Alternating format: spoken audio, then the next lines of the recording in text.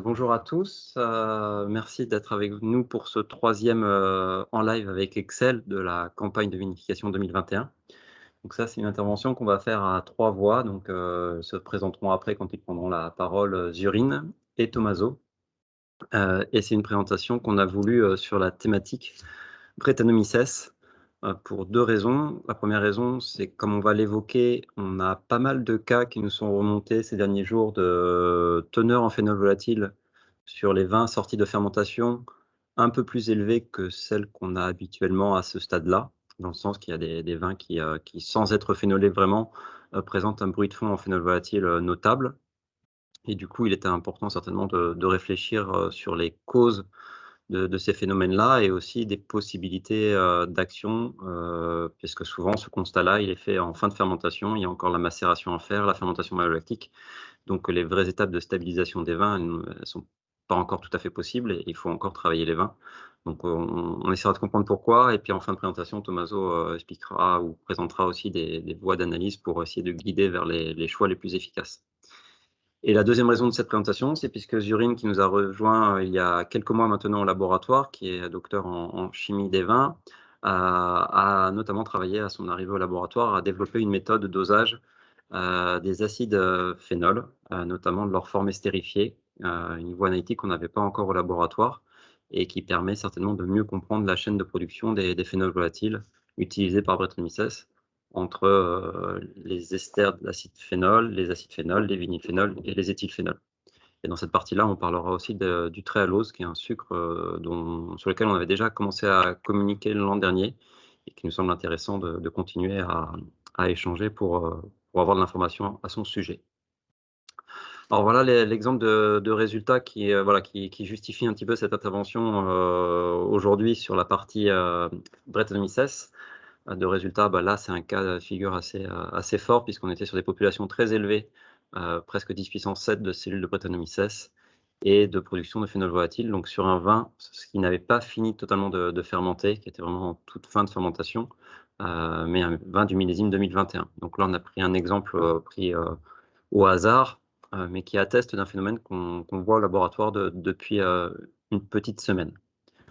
Alors ces résultats-là, ils font écho à ceux qu'on avait présentés lors des en live avec Excel précédemment, c'est-à-dire des analyses qu'on avait pu faire sur raisin, de la microflore sur raisin. Donc à droite, vous avez les populations de levure totale par B suivant les différents millésimes et donc le dernier millésime 2021, c'est la dernière barre où on montrait qu'effectivement il y a une population de levure sur raisin qui était très, très importante. Et à gauche, vous avez la partie, plutôt recherche de Brettanomyces, avec 2 méthodes, une méthode directe et une méthode indirecte. Ces analyses-là, on les avait présentées le 17 septembre, donc c'est vraiment des données de début de campagne où effectivement on voyait que les levures étaient très présentes sur raisin, mais parmi ces levures, en début de campagne, on n'arrivait pas à mettre en évidence systématiquement, même pas du tout, la présence de Brettanomyces, sur raisin. Donc on pouvait, penser que la pression Brett était, relativement faible à moyenne, enfin faible, au constat du tableau de gauche, mais qu'il y avait quand même une forte population de levure, voilà. Après ça, c'était vraiment un constat de début de campagne. Après, on l'avait déjà évoqué lors du premier webinaire, on sait que ça peut très vite évoluer sur les fins de campagne quand on va essayer de pousser la maturité sur, voilà, les premières données cumulées, elles sont faites en préventif, donc sur des choses qui sont pas encore récoltées, qui seront peut-être parmi les plus précoces à être récoltées. Mais après, on sait que la fenêtre des vendanges, elle peut s'espacer sur plusieurs semaines et on avait déjà eu le cas de figure sur le millésime 2018 où les premières détections, celles qu'on avait fait pour, cumuler quelques données en préventif, laissaient présager d'une faible pression Brett et sur la fin de campagne, ça avait été vraiment exponentiel, l'augmentation de la détection des cellules de Brettanomyces, à tel point même que sur les derniers raisins vendangés, il y avait des PCR directes positives. C'est-à-dire qu'en faisant un test, direct, PCR sur raisin après lavage, on avait détection systématique de Brettanomyces. Donc on pense que ce qui s'est passé en 2018 s'est reproduit en 2021, dans le sens qu'effectivement il y avait une sensibilité, microbiologique qui était certaine, hein, sinon on n'aurait pas eu ces populations si élevées de levure dès le début de la campagne. Donc il y avait quand même des éléments favorables à la présence de levure. On était sur des populations de 10 puissance 6, 10 puissance 7 de cellules de levure par B et que certainement les pluies, qui ont été la grosse, variable entre les premiers contrôles et puis les vendanges Et puis dans certains cas, l'attente d'une maturité qu'on a mis entre guillemets un peu provocatrice, utopique parce qu'on a vu vraiment des cas de figure où les gens voulaient retarder les vendanges le plus possible parce que, les données phénoliques, même technologiques n'étaient pas, dans les référentiels habituels. Mais, malgré ça, bah, le raisin voilà, il est certainement fragile ou en tout cas de plus en plus propice à recevoir une microflore dans laquelle probablement que Brettanomyces a joué son rôle. Donc on pense, nous, que la pression faible des débuts de campagne a très fortement évolué sur une pression un peu plus notable sur la fin de campagne, dans un contexte où, la diversité microbiologique engendre aussi des phénomènes sur lesquels on décrira après, notamment sur des voies enzymatiques qui peuvent interférer avec la disponibilité en précurseurs. C'est sûr, c'est que cette, population très élevée de levure, elle a été, un frein certainement à l'implantation aussi des levures qui fermentaient. Alors souvent, on a eu des retours de début de fermentation explosifs et de fermentation très rapide. C'est des termes qu'on entendait, très fréquemment. Heu, ça ne peut c'est pas en soi des problèmes, peut-être que la rapidité de la fermentation par rapport à des extractions et autres, bon ça peut se discuter. Mais c'est pas non plus des satisfactions qu'une fermentation démarre très vite et qu'elle se passe très, très vite, c'est surtout quand, les degrés sont pas si importants que ça. Ça veut dire qu'il se met en place des mécanismes quand même et des dynamiques microbiennes, peut-être atypiques et on pense que c'est pas parce que ça s'est bien passé qu'il y a tout le temps eu une monopolisation du milieu par les microflores choisies ou sélectionnées et que, parmi cette microflore, Brettanomyces a aussi certainement joué son rôle, notamment lorsqu'il n'y avait pas de sulfitage de la vendange. Dans bien des cas, comme le tableau qu'on vous a présenté en slide d'introduction sur les cas qui nous avaient alertés là à 10 puissance 6, il y avait absence de sulfitage de vendange. Alors pourtant, on avait essayé d'insister sur le fait que quand on avait effectivement des baies de raisin qui étaient recouvertes d'une telle population, c'était bien quand même d'apporter une pression de sélection avec le SO2, même s'il y a recours à des itinéraires comme la bioprotection et autres. Quand on est sur ces niveaux de population, il faut quand même l'abaisser et l'autre point qu'on pense qui a joué dans ces phénomènes-là, et on avait parlé, au live avec Excel numéro 2, c'est les processus de chaptalisation, qui, en discutant ou en essayant de recouper les informations de cas qui sont comme le tableau qu'on vous montre ici, c'est-à-dire des vins sortis de fermentation où on n'a plus de Brettanomyces détectés. Donc ça ne veut pas dire 0 Brettanomyces, hein, ça veut dire qu'il y en a plus de détectés dans la limite de quantification d'une cellule par millilitre. Donc si on est sur une cuve de 100 hectolitres, ça veut dire 10 000, millilitres possibles. Il y a quand même une population de Brettanomyces qui est quand même là, même si elle est marquée non détectée. On n'est pas sur le zéro. Mais au moment où on a fait la photo de ces analyses, il y avait quand même oui, une production phénol volatile qui avait été, attestée. Donc il y a 75 en somme de composés, ça veut dire qu'il y a eu une production, mais que la population n'est plus présente à des niveaux importants. Et on pense que c'est souvent cette association chaptalisation-aération qui a été la conséquence de ces, montées très instantanées de population de Brettanomyces. Et ça s'explique assez bien et c'est un vieux graphique ça d'un suivi de coculture Saccharomyces brettanomyces. Quand on est sur une partie, donc là c'était une coculture qu'on avait inoculée à 10 puissance 6 en Saccharomyces et 10 puissance 3 en Brettanomyces. Heu, Après la phase d'aération qui avait été très initiale qui avait permis la multiplication des Saccharomyces cerevisiae, le système était parti en fermentation et un phénomène qui est bien décrit dans la littérature et qui est connu des microbiologistes, c'est qu'en fermentation, l'oxygène, va stimuler la croissance de Brettanomyces et au contraire avoir un effet, inhibiteur chez Saccharomyces. Donc quand on met, de l'oxygène et qu'on favorise une fermentation, notamment en augmentant la teneur en sucre, on favorise très fortement et très directement, Brettanomyces. Saccharomyces, fermente sans oxygène parce que les sucres, bloquent la respiration, et c'est ce qui va se passer quand on va chaptaliser. On va remettre des sucres, donc il va y avoir un effet répressif à nouveau encore, par les sucres et si on associe ici cette étape-là avec une aération, on stimule la croissance et la fermentation par Brettanomyces et c'est des phénomènes qui sont très instantanés. Une fois que l'oxygène dissous, a été consommé, que les sucres redeviennent que l'ajout de sucre revient sur une courbe qui aurait suivi la chute de la densité s'il n'y avait pas eu l'ajout, la Brettanomyces rentre dans les rangs et la fermentation peut se continuer, d'un point de vue, baisse de la densité, sans que cela ne soit apparent, si ce n'est si on fait des suivis de Brettanomyces comme ça a été le cas ici tous les jours. ou bien dans le constat d'un dosage de phénol volatile en fin de fermentation, comme ça a été le cas dans ce graphique-là, où on pense en fin de fermentation, s'il y a eu cette production de phénol volatile, c'est un phénomène très instantané d'une production de Brettanomyces à un moment T, probablement en lien avec, ces pratiques de chaptalisation et d'aération. Donc, la chaptalisation, au deuxième webinaire, on avait dit de ne pas la faire trop tôt pour l'estimer juste, mais pas non plus la faire trop tard et surtout la réfléchir avec, des techniques d'aération qui, bien sûr, d'un point de vue œnologique, trouvent tout leur sens, mais qui doivent être faits, aussi en réfléchissant à tout ça et du risque pris, hem, quand c'était ce genre de situation.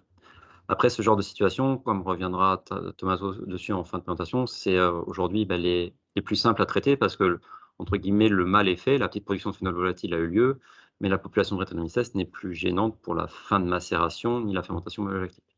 Par contre, il y a encore des cas de figure où on a encore des populations encore importantes de Brettanomyces et là se pose la question de traitement, ou d'intervention avant la fin de macération et avant la fermentation malolactique. Nous, ce qu'on pense, c'est qu'il y a eu, effectivement une pression microbiologique qui était sur raisin très importante, et qui a très vite varié et après 2018, ce millésime-là montre bien que sur les fins de cycle, quand on s'évertue à attendre, la maturité et qu'il arrive des événements météorologiques comme les pluies ou comme une fragilité aussi des pellicules, la microflore elle est vraiment bousculée. On avait été alertés par l'intervention de bactéries acétiques à un moment sur les raisins et bactéries acétiques, ça veut dire qu'il y a des lésions de la pellicule et que les bactéries s'engouffrent dedans et le phénomène peut être très probablement le même avec Brettanomyces. Et puis ces pratiques risquées, c'est-à-dire que dans ces contextes-là, ne pas sulfiter la vendange, c'est quand même, c'est un risque supplémentaire pris. Et puis quand il y a eu, des choix de chaptalisation, peut-être qu'on aurait dû les sécuriser avec des analyses plus préventives et puis, de se caler les phases d'aération en adéquation avec ces apports de sucre, pour respecter un peu ces lois de régulation entre Saccharomyces et Brettanomyces. Là où les populations sont plus détectées, comme c'était le cas du graphique précédent, à 75 de somme de phénol volatile, mais plus de Brettanomyces, ça veut dire quand même il y a une sensibilité, une vulnérabilité, comme c'est un terme qu'on utilise là assez fréquemment ces derniers jours avec nos partenaires, concernant Brettanomyces. Ça veut dire que si la porte s'ouvre et que les conditions sont favorables à leur développement, il y aura quand même une vélocité à se développer et à produire des phénols volatiles en quantité, notable. Donc il faut le garder à l'esprit pour la suite de l'élevage. Et c'est sur cette partie-là sur laquelle reviendra Tommaso en fin de webinaire. Une information qui est assez intéressante, là où il y a encore des populations de Brettanomyces, dans l'immense majorité des cas, lorsqu'on a fait le test type Brett, donc qui est, une méthode qui permet de faire distinction entre les souches, résistantes au soufre et les souches sensibles au soufre. Donc, c'est une technique de biologie moléculaire qui va être basée sur l'identification de la triploïdie et de la version, de la triploïdie qui supporte les gènes de résistance au soufre. On s'est rendu compte, et c'est l'exemple là, ici avec les 6 échantillons, que dans l'immense majorité des cas, les souches dominantes lors de ces phases précoces de développement étaient des souches sensibles au SO2.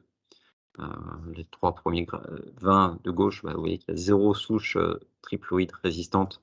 C'est ce que veut dire le pourcentage de la ligne type Brett et dans l'autre, tableau, on oscille entre 20 et 25. Donc quand même une majorité de la microflore Brett qui est, sensible au soufre. Donc ça veut dire aussi qu'avant de sortir peut-être des process très lourds comme, de la flash pasteurisation, de la filtration tangentielle, on sait que c'est des préoccupations actuelles pour certains de nos partenaires, en termes d'intervention. Mmh, tant qu'on est sous MAR et qu'il n'y a pas péril en la demeure en termes de production de phénol volatile, des sulfitages peuvent aussi certainement jouer leur rôle pour calmer les choses. Hem, voilà, on a les graphiques, les tableaux qu'on vous présente ici, on pourrait les réactualiser. On a refait des contrôles après sulfitage à 2 grammes et les puissances ont été divisées quasiment de 10 puissance 2 à 10 puissance 3 dans l'ensemble de ces vins. Donc on a quand même rabaissé fortement les populations de Brettanomyces et heu et après on peut peut-être inoculer en bactéries pour déclencher la fermentation malolactique rapidement et aller au terme pour intervenir plus drastiquement après tous les processus fermentaires.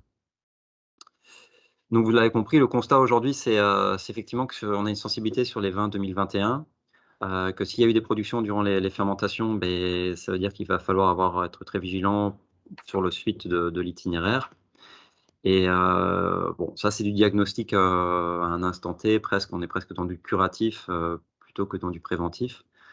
L'objet de cette présentation, c'était aussi de, voilà, montrer qu'on travaillait aussi et puis d'échanger avec vous sur le fait d'avoir des outils de diagnostic plus préventifs. Donc on se pose la question et c'est le titre de cette partie numéro 2, c'est de, voilà, de mieux comprendre les conditions de développement et de production des phénols volatiles. Comme tout laboratoire, on essaie d'avoir des outils analytiques, précises, que ce soit en microbiologie, principalement en microbiologie, donc PCR, cytométrie et dénombrement sur culture. Mais on ne peut pas se retrancher uniquement derrière cette analyse qui est un constat à l'instant T d'une population. Ce qu'il faut, c'est essayer de comprendre pourquoi les populations se développent. Donc on essaye d'avoir des actions à ce niveau-là. Donc on finance une thèse actuellement sur, les conditions de développement des Brettanomyces à la cave. Donc c'est la thèse de Paul qu'on a déjà présentée à quelques reprises et sur lesquelles on reviendra dans les mois à venir. Là, il y avait 2 points sur lesquels on essaye de comprendre les paramètres physico-chimiques des vins qui peuvent favoriser un développement. Le premier point, c'est le tréhalose et puis après je laisserai la parole à Zurine pour la partie acide phénol. Pourquoi le tréhalose, on s'y est intéressé? Le tréhalose, c'est un disaccharide, donc c'est la formule que vous voyez sur la droite. Et en fait, ce disaccharide de glucose, la liaison alpha-alpha qui est ici, fait en sorte que les chaînes OH, des sucres sont quasiment toutes sur le même plan, d'un point de vue configuration tridimensionnelle des cycles carbone. Ce qui fait que pour schématiser, le phénomène, c'est un très bon bouclier comme molécule pour, aller sur les têtes polaires des phospholipides qui constituent les membranes cellulaires, pour les protéger des agressions, de stress. Donc, en condition de stress, la levure, elle va accumuler le tréhalose pour que ce tréhalose vienne se bloquer sur les têtes polaires des phospholipides membranaires pour qu'il ne soit pas déstabilisé par des agents d'agression. Parmi ces 3 agents d'agression, les 4 principaux, c'est, le séchage. C'est pour ça que le tréhalose est souvent utilisé comme un cryoprotectant, pas un cryoprotectant, un protectant par rapport au séchage, excusez-moi. Donc le séchage, mais ça ne nous concerne pas en œnologie. Et les 3 autres stress qui vont jouer sur les têtes polaires et la fluidité de la membrane, ça va être le choc osmotique. Donc ça, c'est en tout début d'itinéraire quand, les levures, on les plonge dans un milieu, à plus de 200 grammes par litre de sucre et puis plein d'autres solutés, il y a un vrai choc osmotique en début d'itinéraire. Et surtout, les 2 chocs qui vont avoir lieu, c'est le stress alcool, fin de fermentation alcoolique. Donc l'éthanol, c'est une petite molécule amphiphiles qui va essayer de s'immiscer entre ces têtes polaires des phospholipides et perturber la fluidité de la membrane. Et donc le tréhalose est un bouclier avec à l'entrée de l'éthanol dans la membrane. Donc c'est vrai qu'en condition de stress alcool, les cellules de levure Saccharomyces cerevisiae peuvent produire du tréhalose pour protéger, leur membrane. Et puis après la température, c'est-à-dire que s'il y a de l'alcool plus la température, la fluidité de la membrane est vraiment affectée par ces 2 actions. Et là aussi pour stabiliser et rigidifier sa membrane, elle va utiliser le tréhalose, comme chapeau sur ses phospholipides. Donc pour toutes ces questions, on s'est dit que voilà, il y avait peut-être du tréhalose dans les vins, et il y avait quelques données dans la bibliographie qui laissaient la porte ouverte à cette hypothèse. Donc depuis 2 ans maintenant, la technique est disponible au laboratoire. Tommaso a développé une méthode avec ses équipes en test enzymatique, qui fonctionne relativement bien et qui a permis de mettre des valeurs sur ces teneurs en tréhalose. Donc vous voyez des valeurs ici faites sur des vins du millésime 2019 et d'autres sur les millésimes 2020. Donc ce qu'on voit, c'est que, bah, effectivement, il y a du tréhalose, à hauteur de quelques centaines de milligrammes par litre, et on voit qu'il y a des vins qui en présentent plus. Dans l'exemple de cette synthèse, il y a un vin qui va présenter jusqu'à 700 milligrammes par litre de tréhalose. Donc 700 milligrammes par litre de glucose. C'est quand même assez intéressant quand on dit qu'il faut, aller chercher des teneurs en sucre très faibles autour de 0,2. D'un point de vue énergétique, c'est comme si, on avait, 2 glucoses avec un tréhalose, donc on est là sur des valeurs qui sont à prendre en considération. On essaye de cumuler ces données-là en se demandant aujourd'hui, on est plus à une phase exploratoire d'accumulation de données. On ne va pas piloter le risque Brettanomyces en fonction uniquement du tréhalose, mais on essaye déjà de vérifier son intérêt. Ça, c'est une autre forme de compilation de données où on a mis en parallèle les teneurs en glucose fructose, en tréhalose et en phénol volatile dans l'ensemble des vins qu'on a analysés sur ces 3 paramètres au laboratoire. Et on voit que les vins qui ont les phénols volatiles les plus élevés sont ceux qui ont les teneurs en sucre les plus basses.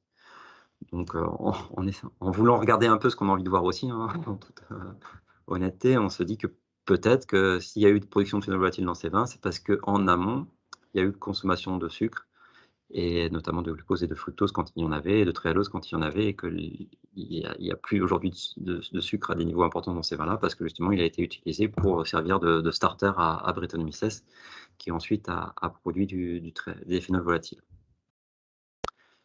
C'est aussi ce qu'on essaye de voir ou de comprendre d'un autre graphique là qui, sur une propriété, fait un état des lieux, des différents vins en confrontant les valeurs en un instant T de phénol volatile et de tréhalose. Et si on prend le cas des vins 14 et 15, on est un peu dans le cas de figure du tableau précédent, en se disant voilà, il y a pas de tréhalose ou très peu dans ces vins-là, et par contre il y a eu production de phénol volatile. Donc est-ce que le tréhalose n'a pas été, en amont utilisé pour produire de la biomasse qui a ensuite produit des phénols volatiles? Et on se dit de ce graphique-là, est-ce qu'on doit prendre aussi en considération les fortes valeurs de tréhalose, des vins 9 à 13 par exemple, on voit qu'on est, proche du gramme par litre de non, plutôt excusez-moi, je me confonds d'axes et d'ordonnées, mais autour de 200 milligrammes par litre de tréhalose, donc parmi les valeurs les plus hautes. Est-ce qu'on doit les prendre comme un signaux de sensibilité de ces vins-là, par rapport à un risque à venir de production de phénol volatile? Après on a des cas de contre-exemples, hein, comme, le 4 et 7. Qu'il nous faut dire que voilà, encore une fois, c'est pas la solution miracle, mais c'est certainement une pièce à poser dans le puzzle pour comprendre, éventuellement la sensibilité à Brettanomyces. Voilà, information qui aurait pu, illustrer mes propos. Et un exemple qui montre que quand même il y a un intérêt avec le tréhalose, c'est quand on a des vins où on a à peu près autant de tréhalose que de glucose fructose, qui est le cas ici, et qu'on inocule en Brettanomyces, et bien on voit que les teneurs en tréhalose et glucose fructose baissent quand le Brettanomyces se développe. Donc le Brettanomyces, oui, peut commencer à consommer du tréhalose, et on peut se demander après, une fois que les prochains jours, après que le glucose fructose soit arrivé à des traces, si on continue à avoir une consommation tréhalose, ça veut dire que ça peut vraiment servir de support carboné et énergétique à Brettanomyces. Donc on pense que ça a son intérêt. Voilà pour ma partie, je vais laisser la partie à Zurine. La première partie, voilà, c'était de vous faire cet état des lieux sur 2021, voilà, cette vigilance, essayer voilà, d'en rediscuter après sur la fin de présentation avec, Tommaso sur les suivis et les interventions possibles, et puis essayer de comprendre leur développement au travers éventuellement une tréhalose, mais là aussi des acides phénols. Un beau travaux de développement de méthode par Zurine. Bonjour à tout le monde. Comme Vincent m'a présenté déjà, je suis Souligne Racine Espelia, une des nouvelles dans le laboratoire depuis quelques mois. Je vais vous présenter un peu la chaîne des précurseurs des phénols et quelques résultats à la fin, en plus de ce qu'on a développé dans le laboratoire. Donc, tout le monde connaît un peu, à partir des acides hydroxydynamiques, qu'est-ce que on peut avoir, par rapport, les acides phénoliques décarboxylase qui vont nous donner des vinylphénols et finalement, la vinylphénol réductase qui va obtenir les fameux, éthylphénols. Mais il faut savoir aussi que ces acides hydroxydynamiques, viennent des esters tartriques et qui vont devenir, acides hydroxydynamiques à partir de l'estérase, qui s'appelle cynamoïde. Ces types d'ester, en fait, c'est ça les précurseurs. Dans le récent, on ne va pas les avoir, tels que acides hydroxycynamiques libres, sinon que, dans le récent, sont, en tant qu'ester tartriques. Et ces esters tartriques vont évoluer au cours de la véraison. Heu, on aura son maximum en concentration, avec l'AV la plus petite et en arrivant à la maturité de l'AV et les concentrations sont minimales. Et il faut savoir aussi qu'ils sont ratio stables, ça veut dire que le Gaftaric, c'est le prédominant au cours de toute la maturité et que les Fertaric, c'est le moins concentré dans l'AV. Il y a une, diversité énorme, indépendamment de cépage, soit, blanc, rosé ou rouge. Et dans ces diversités, on trouve aussi que quand on voit, les concentrations, de Fertari qui vont nous donner les fameux 4 éthylgalglycols, si on transpose en concentration, micromolaire le seuil de perception de l'éthylgalglycol, on voit que, on a à quoi penser quand on a, presque toutes les cépages qui sont en dessous de seuil de perception au niveau de concentration d'acide, fertarique dans la baie. Il faut savoir aussi il y a une différence de concentration entre les pellicules et la pulpe, qu'on va voir plus de glutarique sur les pellicules et plus de caftarique et fertarique sur la pulpe. Mais il faut savoir aussi qu'il y a différentes concentrations entre, en fait, la disponibilité de ce type d'ester tartrique entre les pellicules et la pulpe peut être vraiment importante. On a par exemple le merlot qui y a 5 fois de plus de concentration sur les pellicules que sur la pulpe, mais on a par exemple le carignan qui arrive à être 100 fois de plus en concentration. Donc, ce qu'on doit avoir comme message, c'est que les concentrations dans le mou qu'on va avoir, ils vont varier selon le cépage utilisé, selon la taille de baie et selon la façon d'obtenir notre mou.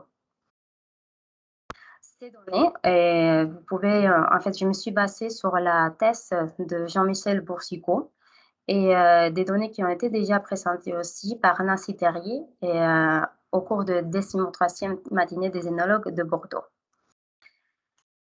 Donc, pour faire un petit sommaire, il faut savoir que jusqu'au là, on s'inquiète parce que c'est à partir de là qu'on connaît bien l'effet de la brette.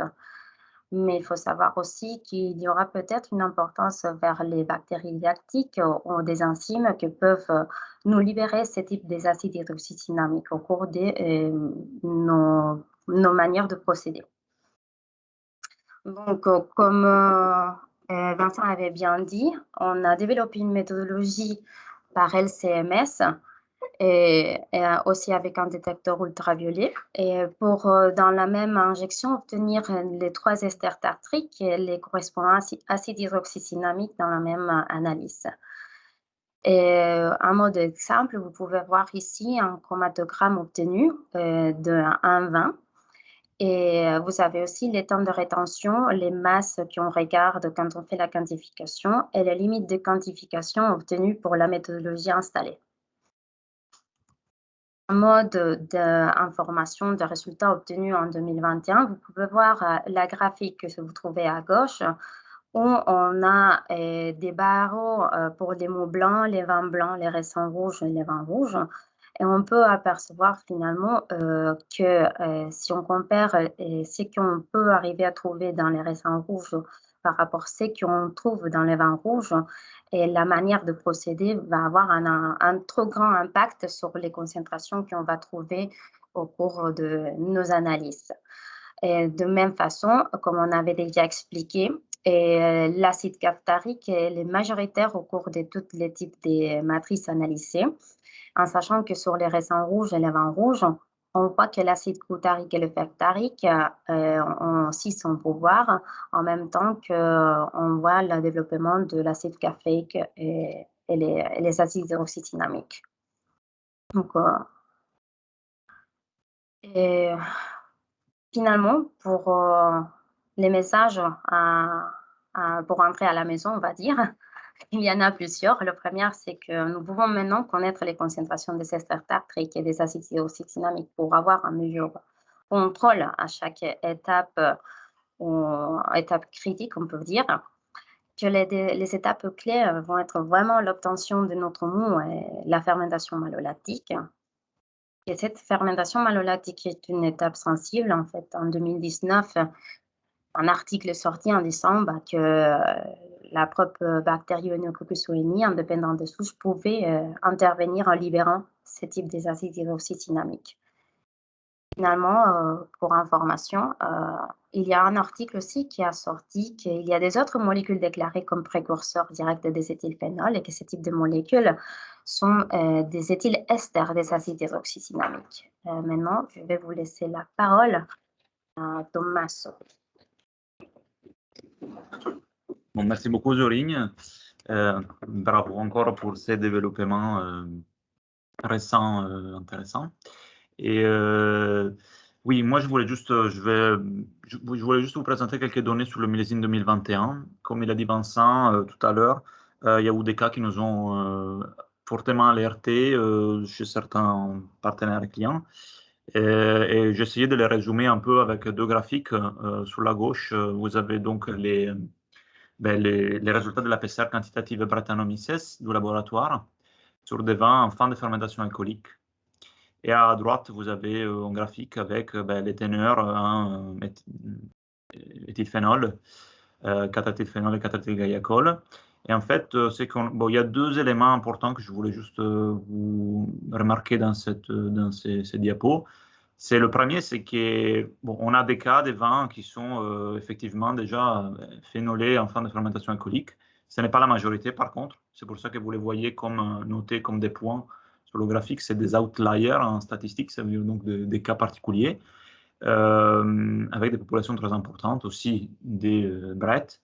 Mais ce qui reste intéressant, c'est quand même on a des vins en fin de fermentation alcoolique cette année avec des teneurs en phénol volatile qui sont autour de 50-60 en moyenne sur les vins qu'on a analysés jusqu'à maintenant, mais qui peuvent monter jusqu'à 100 tout en étant encore statistiquement commun. Ça veut dire qu'il y a un bruit de fond, comme il en parlait Vincent tout à l'heure, des phénols volatiles qui ont été produits cette année pendant la fermentation alcoolique chez certains partenaires. Et cela nous alerte parce ça veut dire qu'il y a quand même la présence d'une population de Brettanomyces pendant la fermentation alcoolique. Et cette population, c'est difficile qu'elle soit complètement disparue, mais elle doit être donc latente probablement dans le vin et il faut faire attention aux étapes maintenant de fermentation alcoolique, fermentation malolactique, pardon, pour faire attention que cette population ne se redéveloppe pas. Très bien. Donc, et aussi l'importance d'utiliser donc des techniques comme la PCR quantitative Brett, qu'elle a permis donc de détecter de façon spécifique et rapide pendant les phases fermentaires la présence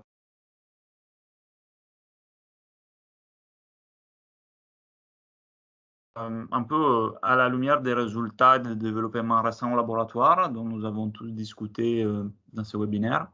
Je voulais vous présenter un peu des plans analytiques qui sont possibles pour comprendre et anticiper cette problématique Brettanomyces.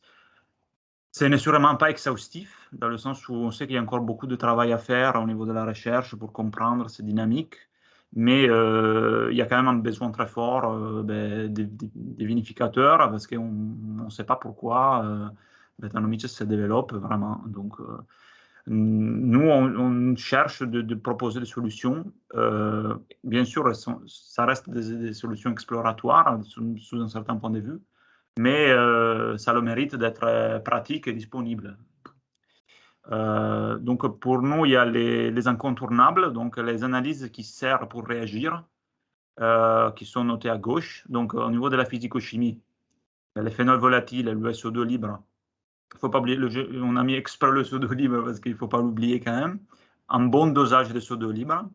Les paramètres avec la petite étoile, c'est les paramètres dont nous sommes accrédités au laboratoire. Ensuite, le glucose-fructose et le pH. Donc, ça, c'est les paramètres physico-chimiques qui ont sûrement un rôle et qui peuvent être faits en routine. Et donc, ensuite, au niveau de la biologie, c'est le dénombrement Brettanomyces, la PCR quantitative Brettanomyces et la cytométrie Brettanomyces. Selon les étapes, bien sûr, des vinifications, il y a une technique qui sera plus ou moins appropriée. Des préférences, les techniques donc rapides, type QPCR Brettanomyces et spécifiques, on va avoir un rôle surtout dans les étapes, les premières étapes de vinification. Et le dénombrement, il a son intérêt principal sur l'élevage et même aussi pour détecter certaines levures sur les baies. Après, au niveau des compléments, des analyses qui servent donc pour comprendre mieux la problématique, on peut donc vous proposer un suivi des acides hydroxycinnamiques, des esters de ces acides, les vinylphénols et le tralose, comme évoqué par Vincent. C'est des analyses qui peuvent être couplées à certains moments au suivi incontournable et nécessaire. Et au niveau de la microbiologie, il y a le type Brett qui peut permettre aussi de comprendre mieux au niveau génétique avec quel Brett on est en train de se battre. et qui peut être couplé en PCR quantitative Brett. Donc pour moi, moi j'ai terminé ma partie. Je voulais vous laisser ça comme message et on voulait vous remercier bien sûr d'être là, de nous écouter. Et c'est peut-être la co-culture Brettanomyces, Ah oui. Saccharomyces, ça c'est des jours aussi. Voilà. C'est des jours en conditions laboratoire, de culture en Erlenmeyer, des essais qui datent de quinzaine d'années, mais qui valent ce qu'ils valent. Voilà, c'est vraiment un phénomène qui est bien décrit, cette activation de la fermentation chez Brettanomyces, ça s'appelle l'effet Custer, alors qu'inversement, les sucres inhibent la respiration. Donc, quand il y a apport d'oxygène, Brettanomyces est bien favorisé. Et c'est un débat, on peut dire que c'est un débat, le fait de suivre que la partie physico-chimique sans suivre la microbiologie au niveau du suivi des vinifications pour la problématique Brettanomyces. En général, nous conseillons toujours de coupler la partie microbiologique et la partie physico-chimique. Pourquoi? Parce que la microbiologie va souvent donner une idée du potentiel éventuellement des risques de développement de phénol volatile. On peut avoir par exemple des vins ils ont une population présente de Brettanomyces, mais qui n'ont pas encore ou développement de phénol volatile. Mais c'est important de savoir qu'il y a quand même du Brettanomyces pour éviter par exemple d'assembler ces vins avec d'autres vins qui n'ont pas. Même au niveau du chai, gérer les travaux du chai par rapport à cette vie microbienne. Parce que, après, c'est vrai donc, que, mais après, il y a l'autre partie, c'est effectivement s'il faut faire un choix, le suivi de paramètres phénol volatile, par exemple, ça permet effectivement de voir en instantané. Après, si on est à ce stade-là sur les vins 2021, je pense que on pense que c'est quand même intéressant de faire une photographie de la population. Oui, bien sûr. Notamment parce que suivant les stades, nous on a des vins, les vins ils sont pas totalement secs en sucre, ils sont pas finis macérés. C'est pas non plus les raisins qui étaient les plus riches en polyphénol, donc on voit bien que les gens au quotidien se posent des questions et veulent vraiment optimiser les phases de macération, d'extraction pour construire les vins. Si. Et ça, c'est faisable s'il n'y a pas trop de Brettanomyces. S'il y a des Brettanomyces, parce que à 10 puissance 6, le vin que vous a montré en introduction, si on laisse ces 10 puissance 6 agir, qu'on n'a pas cette information et qu'on pilote sans Et au l'avoir. phénol, ça ne marchera pas. Voilà. Et à ces phases-là, il y a production de phénol, mais il peut y avoir pas mal d'autres choses. On a été alerté chez certains de nos partenaires par des notes métalliques, des notes un peu croupies en finale de dégustation. On sait que c'est l'acide isovalérique, les petits acides gras qui sont produits aussi par Brettanomyces. Donc voilà, je pense que à partir du moment où il y a des doutes, c'est bien de faire l'état des lieux, à la fois des aspects physico-chimiques, mais faire un état des lieux des populations. 10 puissance 6 en Brett, c'est quand même difficile de faire aussi la fermentation malolactique. Oui, c'est sûr. Donc il y a... Et aussi, il ne faut pas oublier qu'il y a une activité enzymatique très forte de Brettanomyces, qui est l'activité estérase.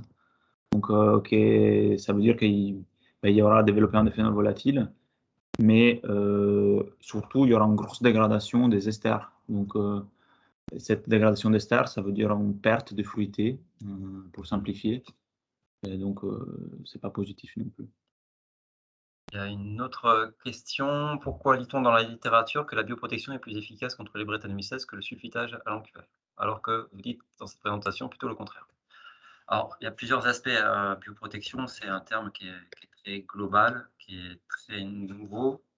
Et voilà, on est vraiment intéressé par ça, hein. Même en tant que microbiologiste, c'est quand même très intéressant et c'est à la base de notre métier d'essayer de comprendre ces équilibres entre micro-organismes.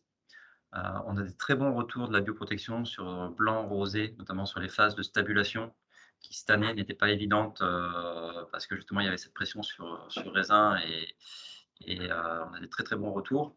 Après, à l'impossible, nul n'est tenu non plus. C'est-à-dire que voilà, j'ai mon fils qui est malade aujourd'hui, je ne lui donne pas de l'homéopathie et je lui utilise des antibiotiques. Là, on avait certainement une pression Brettanomyces qui est très très forte et est-ce que les levures, les façons de les utiliser actuellement étaient suffisantes pour s'y opposer? Je pense qu'il faut ne faut pas utiliser les 2 techniques, il faut peut-être les associer justement pour qu'elles soient plus efficaces ensemble et je pense qu'on peut sulfiter, faire un peu de bioprotection ou faire de la bioprotection et puis un moment sulfité. Enfin, il y a des raisonnements à avoir plutôt qu'un sens ou l'autre. Moi, dans la littérature, j'ai pas vu beaucoup de travaux qui montraient un effet antagoniste des levures non Saccharomyces sur Brettanomyces. Ça, il y a quelques sujets qui commencent à dater, notamment d'Afrique du Sud et autres, où il y avait des levures de type Pichia, de genre Pichia et autres, qui avaient été étudiées, soit en contact cellulaire direct, soit en co-culture et qui montaient un effet vraiment inhibiteur. Mais d'interaction aussi forte et aussi directe, je ne sais pas. Donc voilà, on ne dit pas le contraire, on ne dit pas que la bioprotection est moins efficace que le SO2. On dit juste au constat des populations sur raisin cette année, peut-être qu'un sulfitage était quand même bien avant, quitte à qu'il ne soit pas si massif que ça. Hein. Moi, quand j'ai commencé à travailler sur le vin à Bordeaux, quand j'ai fait ma thèse, on parlait de 8, 10, 12 grammes sur des millésimes comme celui-ci de sulfitage vendange. Aujourd'hui, là, cette année, on a essayé de recommander nos clients, on a vinifié à 4, 5 grammes hecto. Donc on a quand même fortement baissé les doses de SO2 et après un sulfitage à ces doses-là, on peut peut-être enchaîner avec une bioprotection lorsqu'on veut faire des phases de fermentation, de macération préfermentaire ou un peu contrer la biomasse indigène, continuer à la contrer. Mais voilà. Après, voilà, c'est des choses qui nécessitent d'être confrontées à plusieurs millésimes. Le concept de bioprotection, il est assez récent. Et il a certainement tout son sens. Hein. On a des remarquables résultats, nous, sur des blancs rosés, où on a vu que la population était bien tamponnée par l'ajout notamment de Torula spora et de Menchinikovia. On a vu ces espèces-là avaient une vraie capacité d'occupation du milieu. Mais voilà, parce que sur rouge, ça n'avait pas ses limites.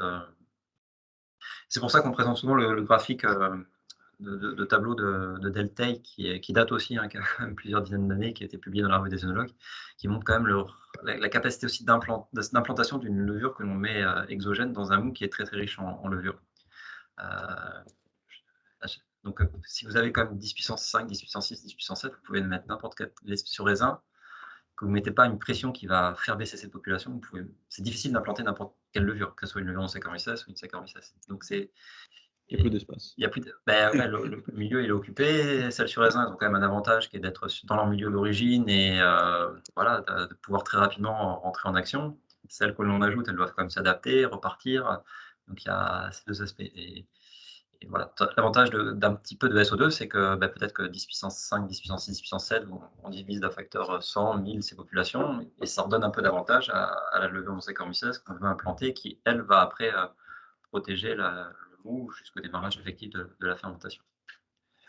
Donc on pense vraiment que les approches peuvent se cumuler lorsqu'on est sur des millésimes atypiques comme celui-ci.